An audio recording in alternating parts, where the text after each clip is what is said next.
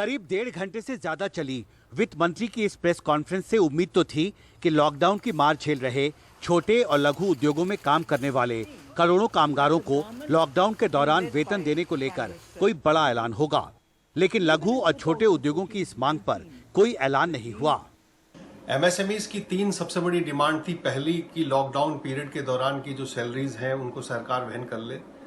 दूसरी थी कि जो उन्होंने लोन्स लिए हुए हैं लॉकडाउन पीरियड के दौरान, चूंकि सारी इकोनॉमिक एक्टिविटीज बंद रही हैं, तो उसका जो इंटरेस्ट है वो बियर करने की स्थिति में नहीं थी, तो सरकार उसका भी कुछ हिस्सा बियर करे या उसमें सहयोग करे।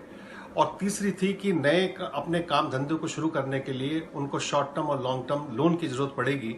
वो लोन कोलेट्रल फ्री आसानी से एक समयबद्ध सीमा में उनको मिल सके। क्रेडिट गारंटी फंड बनाकर 3 लाख करोड़ रुपए के एक लोन के पैकेज की व्यवस्था सरकार ने की है बैंकों के माध्यम से। लेकिन जो 2 पहली मुख्य मांगे थी उसके बारे में सरकार ने फिलहाल कोई डिसीजन नहीं लिया है। एमएसएमई सेक्टर में करीब 12 करोड़ सैलरीड वर्कर काम करते हैं। आशंका है कि इनमें से करीब 8 से 10 करोड़ वर्करों को अप्रैल महीने में लॉकडाउन के दौरान सैलरी नहीं मिल पाए और इनमें से लाखों अपने अपने घरों की तरफ हर तरह का संकट झेलते हुए पलायन करने को मजबूर हुए। छोटे और लघु उद्योग संघ ने सरकार से ये मांग की थी कि लॉकडाउन के दौरान इनकी जो सैलरी है उसका खर्च सरकार को उठाना चाहिए, लेकिन वित्त मंत्री ने इस बारे में कोई ऐलान नहीं किया। हालांकि छोटे और लघु उद्योगों की ओर से नकदी की जो मांग थी उस पर सरकार ने कुछ खास ऐलान कर दिए। अब छोटे और मझौले उद्योगों को बिना गारंटी के लोन देने के लिए 3 लाख करोड़ रुपए रखे गए हैं। वित्तीय संकट में फंसे छोटे मझौले उद्योगों को इक्विटी सपोर्ट के लिए 20,000 करोड़ रुपए अलग से रखे गए हैं। इसके अलावा फंड ऑफ फंड्स के जरिए छोटे मझौले उद्योगों को 50,000 करोड़ की मदद दी जाएगी। रिजर्व बैंक भी सरकार है, बैंक नेशनलाइज्ड बैंक भी सरकार है और इसके लिए सरकार गारंटी लेकर ये जो 20% वर्किंग कैपिटल में बढ़ेगा विदाउट कोलैटरल देगी, इसकी गारंटी सरकार देगी।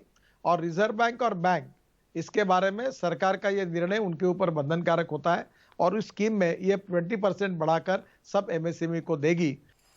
कोरोना संकट का सबसे ज्यादा असर लघु, छोटे और मझौले उद्योगों से जुड़े कामगारों पर पड़ा है। यही वजह है कि सरकार का जोर इस क्षेत्र में जान फूंकने पर दिख रहा है।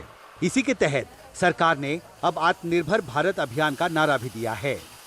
Essentially, this is to spur growth and to build a very self-reliant India. And that's where this whole initiative is called as Atmanirbhar Bharat Abhiyan. Corona संकट के दौरान वित्तीय संकट झेल रही बिजली वितरण कंपनियों यानी डिस्कॉम्स के लिए भी वित्त मंत्री ने 90,000 करोड़ की नकदी देने का ऐलान किया। गैर बैंकिंग वित्तीय कंपनियां यानी एनबीएफसीज के लिए भी 30,000 करोड़ की स्पेशल लिक्विडिटी स्कीम का ऐलान किया गया है।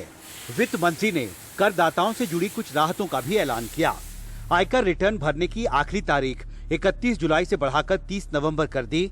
नॉन सैलरी पेमेंट्स पर टीडीएस और टीसीएस रेट 25% तक घटा दिए।